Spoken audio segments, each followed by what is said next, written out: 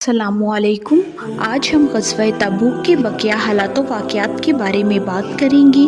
آج کی ویڈیو کا موضوع ہے مقام تبوک۔ جب لشکر اسلام چشمہ تبوک پر سرحد شام میں پہنچ گیا تو وہاں خیمہ زن ہوا۔ ہرقل قیصر روم آپ صلی اللہ علیہ وآلہ وسلم کو پیغمبر برحق سمجھتا تھا۔ اس نے جب آپ صلی اللہ علیہ وآلہ وسلم کے آنے کی خبر سنی تو اس نے ڈر کے مارے پیچھے ہٹ جانے میں بہتری سمجھی۔ عیسائی لشکر اور غسانی بادشاہ جنگ کرنے کی ہمت نہ کر سکے اور ادھر ادھر بکھر گئے اور میدان کو خالی چھوڑ دیا۔ آپ صلی اللہ علیہ وآلہ وسلم نے 20 روز تک یہاں قیام فرمایا۔ اس عرصے میں عطیہ کا حاکم سینہ بن رویہ اظہار اطاعت کے لیے حاضر خدمت ہوا۔ آپ صلی اللہ علیہ وآلہ وسلم نے جزیہ کی شرط پر اس سے صلح کر لی۔ پھر مقام جربہ کے لوگ آئے، انہوں نے بھی جزیہ ادا کرنے کا اقرار کیا اور آپ صلی اللہ علیہ وآلہ وسلم نے انہیں صلح لکھ دی۔ مقام آبرخ کے باشندوں نے بھی جزیہ کی ادائیگی پر صلح کر لی۔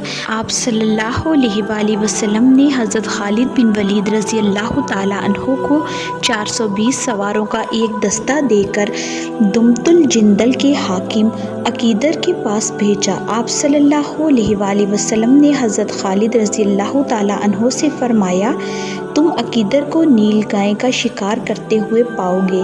حضرت خالد رضی اللہ تعالیٰ عنہ جب اس کے قلعے کے قریب اپنے لشکر کے ساتھ پہنچے تو اچانک ایک نیل گائے نکل کر قلعے کے دروازے پر سینگ رگڑنے لگی۔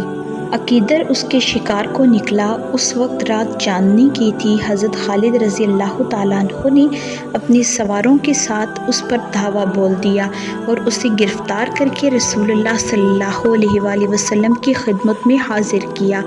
آپ صلی اللہ علیہ وآلہ وسلم نے اس کی جان بخشی کر دی اور اس نے جزیہ دینا قبول کر لیا اور 2000 اونٹ، 800 غلام، 400 زرہیں اور 400 نیزے آپ صلی اللہ علیہ وآلہ وسلم کی خدمت میں پیش کیے۔ مذکورہ بالا حالات کو دیکھ کر وہ قبائل جو رومیوں کے متحد تھے وہ بھی مسلمانوں کے حمایتی بن گئے اور اسلامی حکومت کی سرحدیں وسیع ہو کر اب رومی سرحد سے جا ملیں۔ اس کے بعد رسول اللہ صلی اللہ علیہ وآلہ وسلم تبوک سے مدینہ واپس آئے۔ کوئی جنگ نہ ہوئی اور اللہ مومنین کے لیے کافی ہوا۔ جنگ تبوک میں 50 دن کا وقت لگا، 20 دن تبوک میں اور 30 دن آمد و رفت میں۔ راستے میں جبکہ آپ صلی اللہ علیہ وآلہ وسلم مدینہ واپس آ رہے تھے، آپ صلی اللہ علیہ وآلہ وسلم کو گھاٹی میں اکیلا پا کر 12 منافقوں نے قتل کرنے کی کوشش کی۔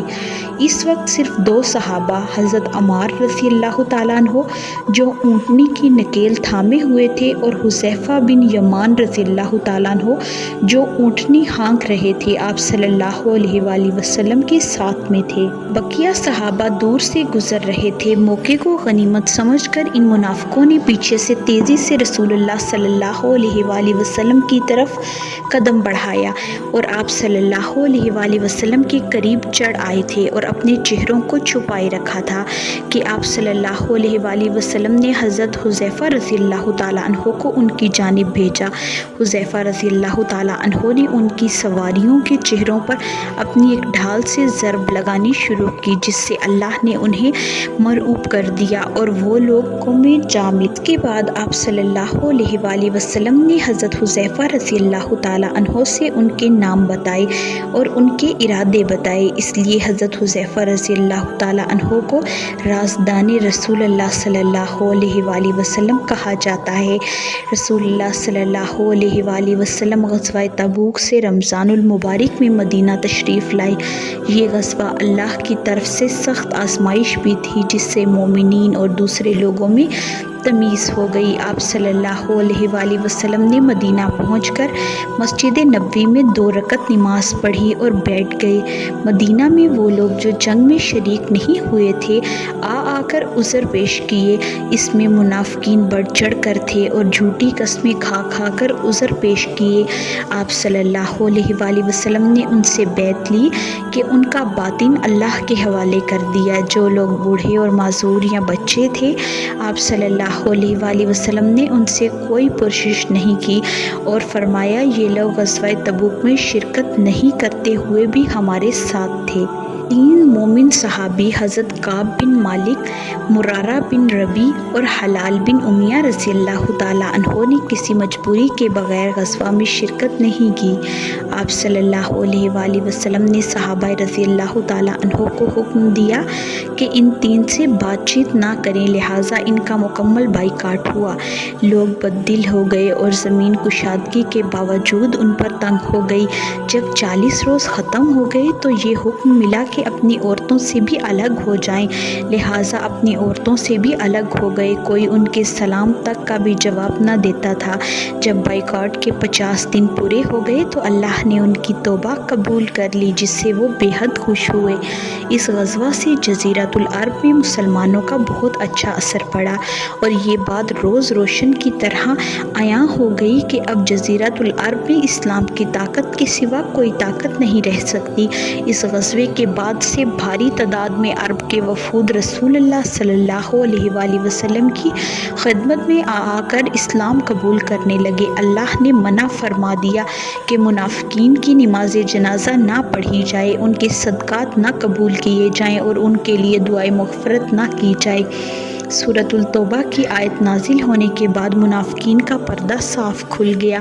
9 ہجری میں رسول اللہ صلی اللہ علیہ وآلہ وسلم کی دختر نیک اختر حضرت ام کلثوم رضی اللہ تعالیٰ عنہا کا انتقال ہو گیا۔ آپ صلی اللہ علیہ وآلہ وسلم نے حضرت عثمان غنی رضی اللہ تعالیٰ عنہ سے فرمایا کہ میرے پاس اگر تیسری بیٹی ہوتی تو اس کی شادی تم سے کر دیتا۔ رئیس المنافق عبداللہ بن ابی مر گیا اور حضرت عمر رضی اللہ تعالیٰ عنہ کے منع کرنے کے باوجود آپ صلی اللہ علیہ وآلہ وسلم نے اس کی نماز جنازہ پڑھی اور دعائے مغفرت فرمائی۔ اس کے بعد وحی نازل ہوئی اور عمر رضی اللہ تعالیٰ عنہ کی تائید کرتے ہوئے اللہ نے منافقین پر نماز جنازہ پڑھنے سے منع کر دیا۔